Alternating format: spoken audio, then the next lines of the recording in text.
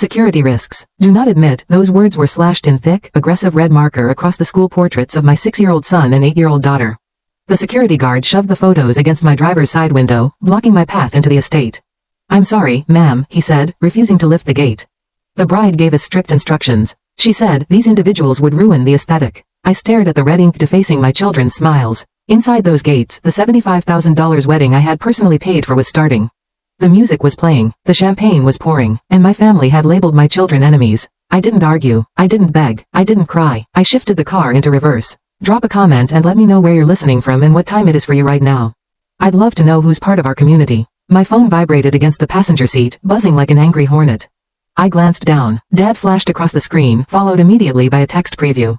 "Where are you? We're seating the guests. Don't make a scene." I didn't slide to unlock. I didn't type a furious reply, explaining that his wife's daughter had just labeled his grandchildren security risks.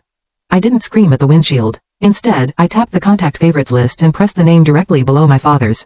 "Mr. Henderson, venue manager." He answered on the second ring, his voice breathless, fighting against the ambient noise of a string quartet playing Pachelbel's Canon in D Julia. "So glad you called," he said, sounding professional but harried. "We were just looking for you. The photographer needs the signatory for the final vendor checklist." "Mr. Henderson," I said, my voice calm, flat, and terrifyingly steady. "I am currently at your front gate. Your security team, acting on the bride's instructions, has refused me entry." "What? That must be a mistake. I'll send someone down immediately, too." "No," I interrupted. "It's not a mistake. It's a breach of contract." I looked at the dashboard clock. 2:15. The ceremony was scheduled for 2:30. According to our agreement, I am the sole client. I signed the checks. I assumed the liability, and Clause 4 of our contract states that if the client is denied access to the facility during the rental period, the event is considered null and void effective immediately. There was a long, stunned silence on the other end of the line. I could hear the faint sound of laughter from the garden, the clinking of crystal flutes, the joy I had purchased for $75,000. "Julia," Henderson stammered, his professional veneer cracking. "The ceremony is in 15 minutes. The guests are seated." "You can't mean I mean exactly that," I said. "You have two choices, Mr. Henderson. You can override the bride, fire that guard, and escort me in with an apology right now. Or you can acknowledge that the contract has been violated by your staff enforcing a ban on the paying client." "I can't just stop a wedding," he pleaded. "Then you are operating an event without a valid contract or insurance coverage," I replied. "If you serve one more glass of champagne, you are doing so at your own expense, not mine. Shut it down." I heard him exhale a sharp, panicked sound. He knew the law. He knew I worked in logistics and contracts for a living. He knew I didn't make idle threats. "Understood," he whispered. I didn't hang up. I just lowered the phone and watched the rear-view mirror. It took less than 90 seconds. First, the massive fountain in the center of the courtyard sputtered and died. The water pressure cut instantly. Then, the ambient landscape lighting that lined the long driveway flickered and went black. But the most satisfying moment was the silence. The string quartet cut out mid-measure. The microphone system for the officiant gave a loud pop of feedback and then went dead. I saw the heads of the guests in the distance turn in confusion. I saw staff members in black vests moving quickly into the crowd, removing trays of appetizers and capping bottles of wine. The $75,000 fantasy was being dismantled in real time. I shifted the car into drive. My father called again, then Sharon, then Tyler, the groom. My phone lit up like a Christmas tree, a frantic strobe light of panic. I didn't answer a single one. I pulled away from the gate, leaving the silence behind me. The highway stretched out before me, a gray ribbon cutting through the manicured vineyards of Napa Valley. My hands were steady on the wheel, but my chest felt hollowed out, scraped clean by the adrenaline. I glanced at the passenger seat, empty, just like it had been for 3 years since Mark died. "You have that insurance money just sitting there, Julia." My father's voice echoed in the silence of the car, pulling me back to a memory from 6 months ago. We were sitting in my modest kitchen. Brittany was scrolling through Pinterest on her phone, ignoring me while Dad laid out the guilt like a master craftsman. "Brittany deserves a princess day," he had said. Leaning forward, his eyes full of a pleading warmth he never used for me. "You know how hard she's had it. And you? Well, Mark left you comfortable. It's what family does. We help each other." I gripped the steering wheel tighter. Comfortable. That was what he called the death benefit from the accident that widowed me at 29. He didn't see grief money. He saw a venue deposit. I had written the check that day. Not because I was generous, not because I loved Brittany. I wrote it because I was trained to. For 32 years, I had been the family's fixer. The one who smoothed things over. The one who paid the bills when Dad's investments failed. The one who quietly handled Sharon's credit card debt so Dad wouldn't find out. I had conditioned myself to believe that my value to them was transactional. My money was the rent I paid to occupy space in their lives. If I stopped paying, I stopped mattering. They took $75,000 of Mark's legacy, I thought, watching the mile markers blur past. And they used it to build a wall to keep his children out. A bitter laugh escaped my lips. It was almost impressive how efficient they were. They had taken the check, cashed it, and then meticulously planned how to erase me from the pictures. They wanted the aesthetic of wealth without the baggage of the widow and her fatherless children.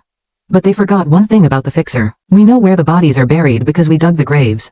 We know the passwords. We know the contract clauses. We hold the keys. I wasn't the weak, grieving daughter anymore. I wasn't the bank. I signaled and took the exit toward my neighborhood. The subdivision was quiet. The house is small and practical. Nothing like the sprawling estate I had just shut down. I pulled into my driveway. My modest ranch house looked welcoming. A sanctuary paid for with my own salary, not a handout.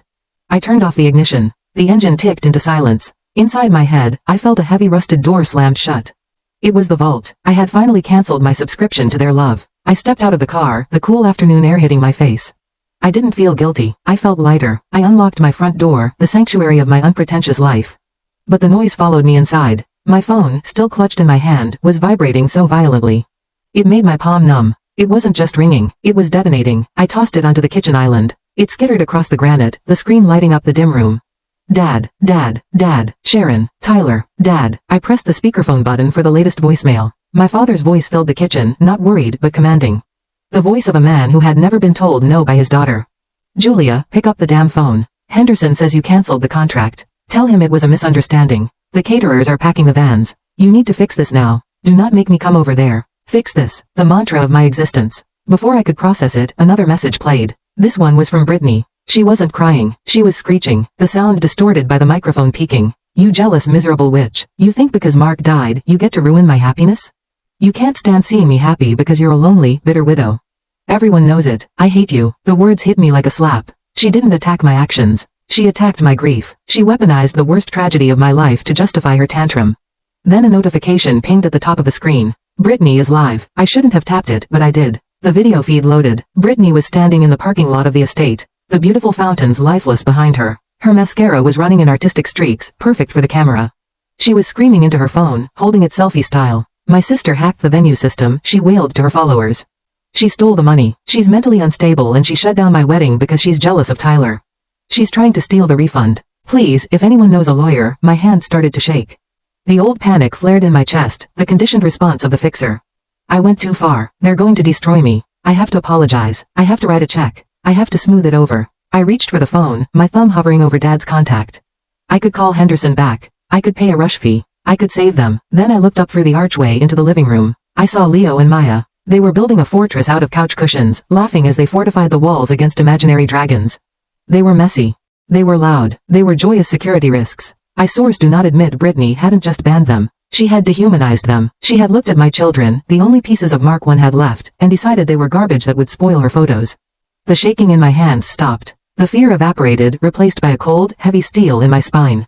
I wasn't the sister who needed to be liked anymore. I was the mother who needed to protect. On the screen, Brittany was still screaming, spinning lies, demanding attention. I swiped the app closed. I turned the ringer off. I placed the phone face down on the counter. Let them scream. I was done listening. My phone lit up again. Unknown caller. I stared at it. It was probably a reporter. Or maybe one of Brittany's bridesmaids calling to scream at me from a burner phone. The siege was just beginning. I almost let it go to voicemail, but my thumb hovered over the green button.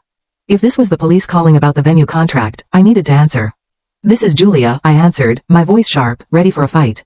Julia, this is Arthur Sterling. The name hit me like a splash of ice water. Arthur, the groom's father. The billionaire real estate mogul who had flown in from New York for the wedding.